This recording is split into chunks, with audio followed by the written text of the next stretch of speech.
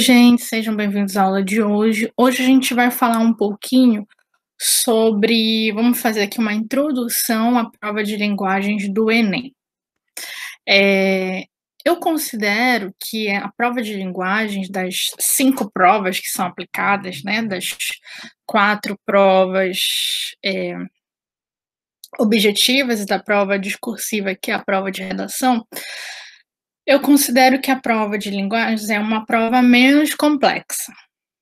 Se comparado às outras áreas de conhecimento, né. Não estou falando que assim, que seja muito simples, né, ou de certa maneira minimizando a prova de linguagem, não, não é isso. Eu estou falando que é uma prova menos complexa, mais acessível, tanto é que muitos alunos, mesmo não tendo, contato com todas as os componentes curriculares, né, que a gente chama normalmente de disciplina, mesmo não tendo contato com todas as disciplinas que são exigidas na prova de linguagem, eles conseguem ter um desempenho razoável, né. Mas a gente sabe que a gente precisa estudar um pouquinho e que tem algumas coisas que a gente pode mostrar de maneira a facilitar a resolução da prova, né. E eu falo essa questão de ela ser mais complexa, até porque se vocês, forem parar para analisar, comparar, vocês vão observar que a prova de linguagens, normalmente é uma prova em que os alunos não conseguem notas tão altas como em outras áreas do conhecimento, né, nas outras áreas, sobretudo na área de, matemática e também de ciências da natureza. Mas assim, há casos raros, muita gente me diz assim: "Ah, eu nunca conheci ninguém que fizesse mais de 700 pontos na prova de linguagem. Será que alguém faz mais de 700 pontos?" Devo dizer que sim, que faz. Inclusive, eu conheço uma pessoa que, foi justamente o fato de ele ter conseguido mais de 700 pontos na prova de linguagem que, de certa maneira, garantiu a vaga dele em um curso de medicina aqui da nossa região. Então, assim, tem como a gente conseguir mais de 700 pontos sim na prova de linguagem, mas ela é uma prova menos complexa.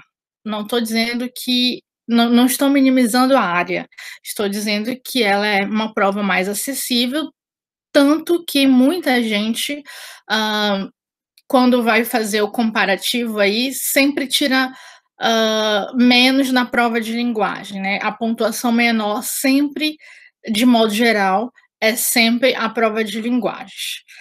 Isso acontece porque digamos assim, o "peso", entre aspas, tá, porque não tem bem um peso, mas o peso, entre aspas, da prova de linguagem é um peso menor.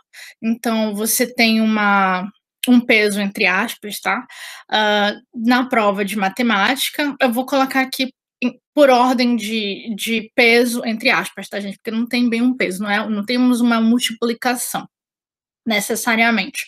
Mas, assim, o que de modo geral, te garante uma nota maior, uma nota final, né, uma média final no Enem maior é, em primeiro lugar, matemática e redação, em segundo lugar, ciência da natureza, posteriormente a gente tem as ciências humanas e, por último, a linguagens, né. Então, assim, como a gente vê, ela tem um peso, entre aspas, sempre entre aspas, tá, menor. É claro que, se vocês forem observar, há sim universidades do Brasil que, constituem pesos para essas, dependendo do curso que você está concorrendo, você tem um peso maior em determinada área do conhecimento da prova do Enem, mas aí é uma questão da universidade, não é uma questão do INEP, tá bem?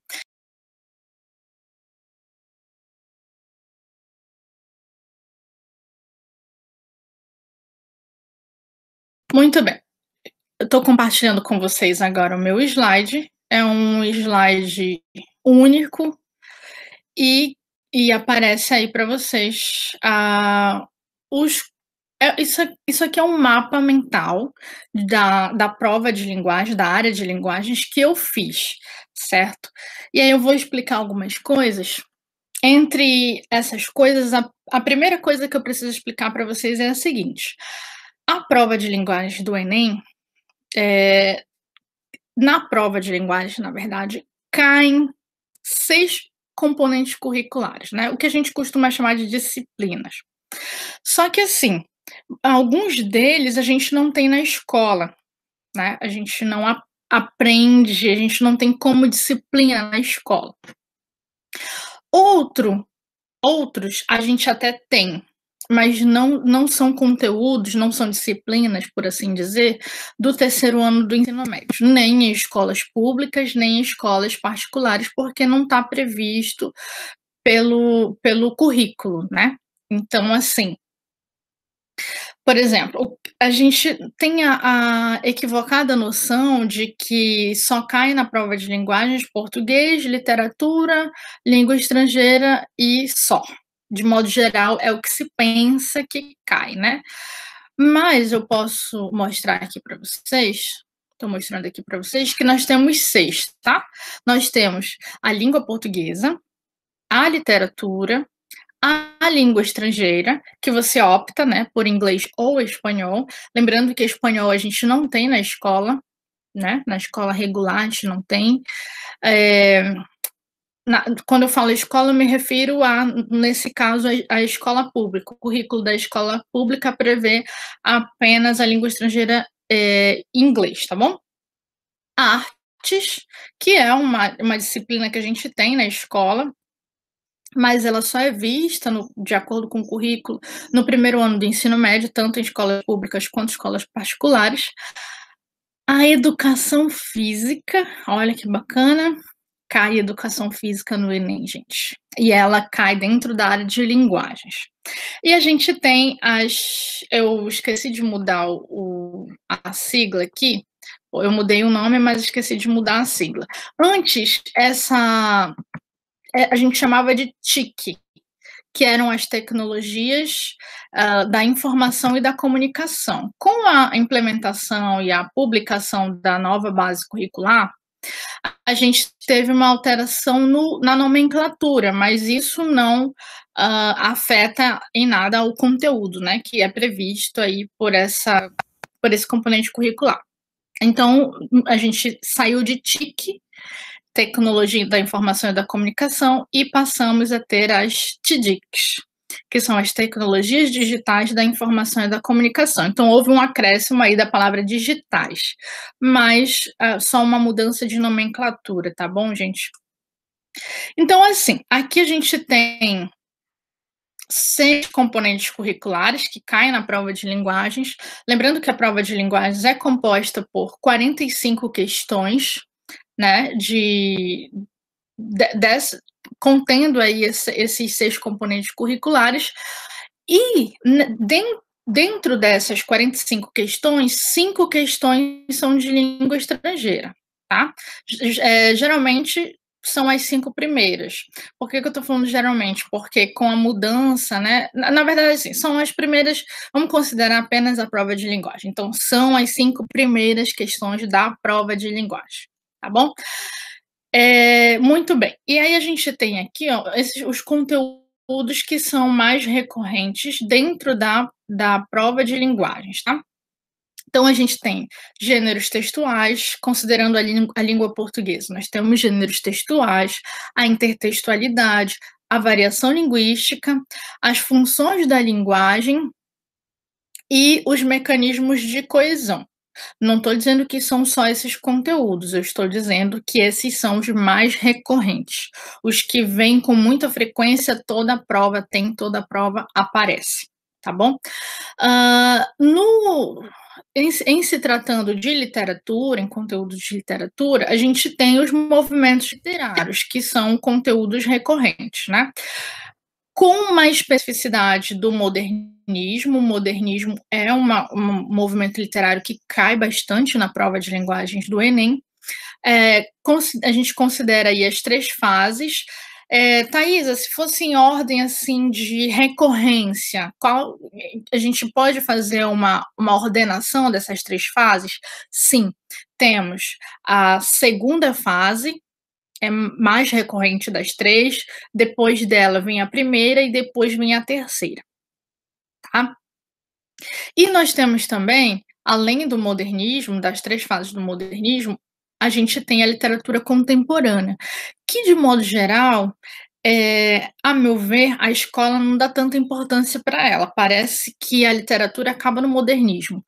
Na verdade, a literatura não acaba, a literatura nunca acabou, e ela permanece. A gente tem muitas produções ainda depois da geração chamada geração de 45, que é a terceira geração do modernismo, e a gente, posterior a isso, a gente aloca dentro de um outro movimento, que é a literatura contemporânea, tá? Que é o que a gente produz hoje, inclusive. Tudo que é produzido hoje, por enquanto, é chamado de literatura contemporânea. A gente não sabe se daqui a algum tempo vão colocar um outro nome para esse movimento, né? Mas por enquanto a gente tem esse nome, tá bom?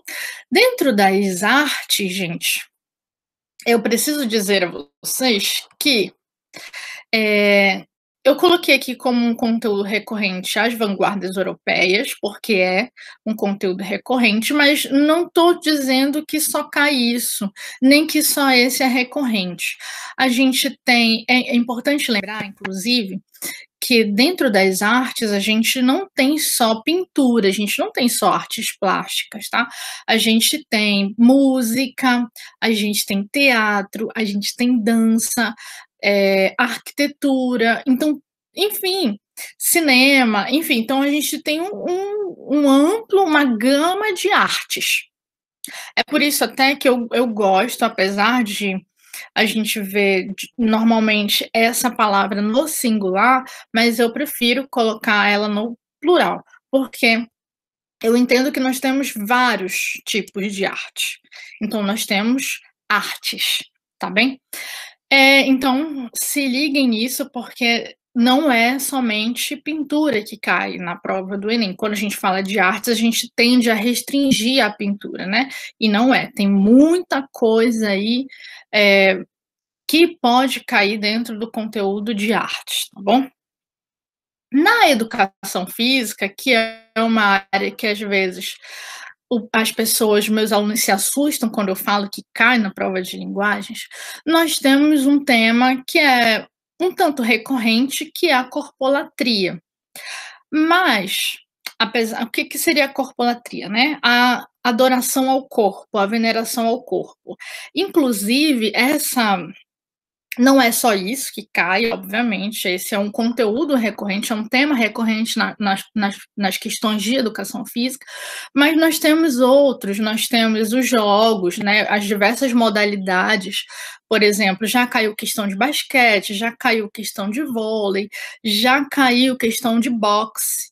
Então, assim, você precisa ter um conhecimento bem amplo sobre educação física, a questão da importância da alimentação, né, e da atividade física para o bem-estar, para a saúde humana, tudo isso é tema da área de educação física, tá bom? Sobre as tecnologias digitais da informação e da comunicação, eu coloquei aqui a gente tem de maneira geral, apesar de eu ter colocado aqui o hipertexto, né, que a gente, o que que seria o hipertexto, Thaís? O hipertexto é aquele link, o famoso link, né, que você clica e abre um outro texto hiper, né, é um texto maior ou um texto grande. Então você tem, um hipertexto a partir de um link, certo? Mas não é só isso que cai. E recentemente, esse slide ele foi repensado a partir do novo Enem, né, de 2009 para cá, mas eu fiz algumas reformulações, porque eu tinha esse slide em uma forma mais antiga, e aí eu já fiz ele já foi feito baseado principalmente nas últimas 2 provas, de 2018 e 2019. Então, assim, na prova de tecnologias digitais da informação e da comunicação, a gente tem, nas questões, perdão, a gente tem temas voltados para a questão da internet, né, das redes sociais. Então, assim, não é só hipertexto. Cai também, é importante a gente saber o que é hipertexto, até porque eu vejo que essas questões de tecnologias digitais da informação e da comunicação são simples de se resolver, né? Mas, às vezes, para você resolver, você precisa ter esse conhecimento, né? Da internet, eu posso dizer que a evolução da internet, né? Porque vem aí melhorando a cada dia que passa. E aí a gente tem as redes sociais e os mecanismos digitais de comunicação. São temas desse componente curricular, tudo bem? E sobre a língua estrangeira, tá? Que eu comentei aqui, a gente não precisa ter tanto conhecimento gramatical, gente. Eu acho que, para não dizer que a gente não precisa não precisa ter conhecimento gramatical. É claro que em muitos aspectos, para você ter uma compreensão e conseguir traduzir um texto em língua estrangeira, você precisa sim ter um conhecimento gramatical, né? Gramatical que eu digo é de estrutura da língua, isso é super, hiper necessário, né? Até porque, por exemplo, o inglês, que é uma língua que eu tenho mais contato do que o espanhol, é uma língua que é muito diferente a estrutura do português.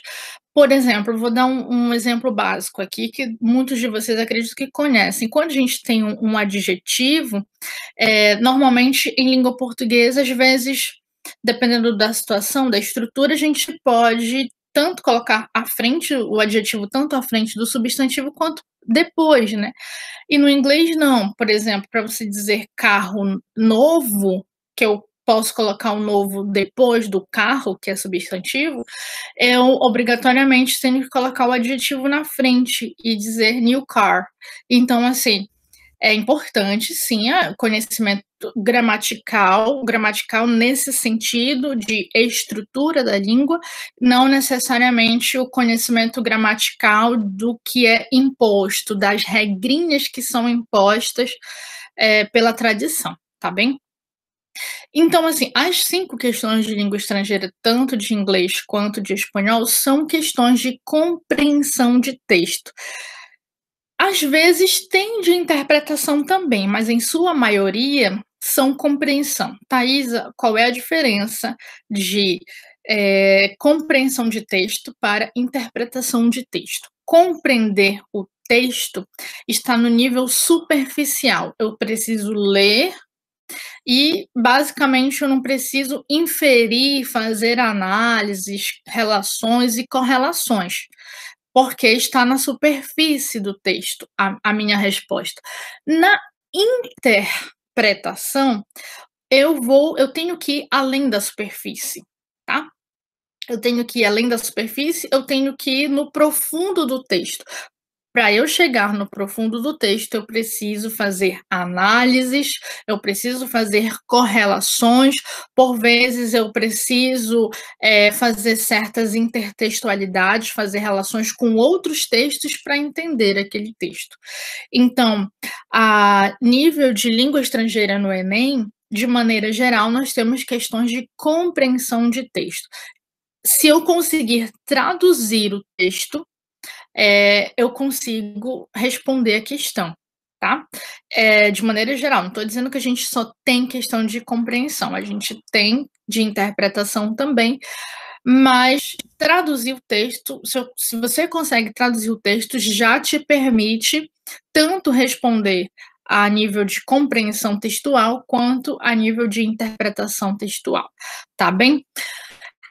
Com relação à língua portuguesa, O que cai nas questões de língua portuguesa, Thaisa? Bem, o que cai é o seguinte, gente, de maneira geral e bastante recorrente, nós temos gêneros textuais, tá? E aí é importante você conhecer o que são os gêneros textuais, quais são os gêneros textuais mais recorrentes na prova e o que eles são. O que são esses gêneros? O que é? Aí eu coloquei 12, né? 12 gêneros textuais, na verdade 11, porque o hibridismo que está aí no 12, ele não é um gênero, ele é a mescla, a mistura de gêneros, tá?